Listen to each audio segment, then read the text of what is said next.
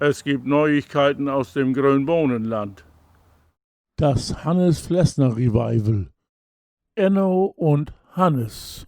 Ja, Enno, wo du nur dazu gekommen bist, hier, ne, bei Hannes Flessner-Songs zu machen, das ist ja eine eigene Anekdote für sich. Weil hier in Kukelorum hat Hannes früher Sömseme seinen Geburtstag gefeiert. Und dann hat Manni Geiker das wir ableben lassen und dann noch der Hand Arne Ulrichs. Und Arne Ulrichs, der fragt mich irgendwann, ob ich denn nicht Musiker kenne, die so ein bisschen Stimmung machen können. Da habe ich natürlich liegen an Enno doch, habe Enno inladen und dann säten wir hier und dann haben wir auch, glaube ich, einen Stirn auf so was über Hannes Flessner Brot und an er habe ich dann gesagt, ja, dann komm mal vorbei und dann kannst du ja Postgang Songs spielen. Tja, und was hat er gesagt? Ich komm. We gonna Botterfahrt, Sine und ich. Da geht der Ruch wie lang, wird am Kneten in Schlick.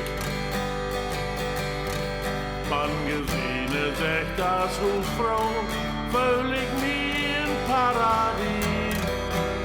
Hab ich mein eigen Botterfahrt in ich. Wo kom ich bei Hannes Flessner? Das hat ich ganz genau vertelt. Am 6. Dezember 2013 rübt mir die Werner Jürgens an. Das wäre ein Freitag. Du Enno sei, hast du Sonntag was vor? Ich sag, nee. Ja, was ist denn, ja, Hannes Wort 85. Kannst du nicht kommen, nach Kukelorum und ein paar Lieder spielen? Ich sag, ja, hier habe ich den Musikus. Ja, ein oder zwei haben wir, aber wir haben gern noch mehr, weil die alle nicht so falsch spielen. Ich sag, ja, ich hab nichts vor, ich kann kommen. Und diskutieren wie so ein Säche. Und dann fragte mich, sag ihm, wofür spielst du eigentlich? Wenn ich ehrlich sag ich, gar keinen. Aber dann, ich sag, ich komm. Ja, und dann habe ich mich an Internet gesehen, habe gesagt, hier noch Texten, gibt nicht, Melodien, allang nicht.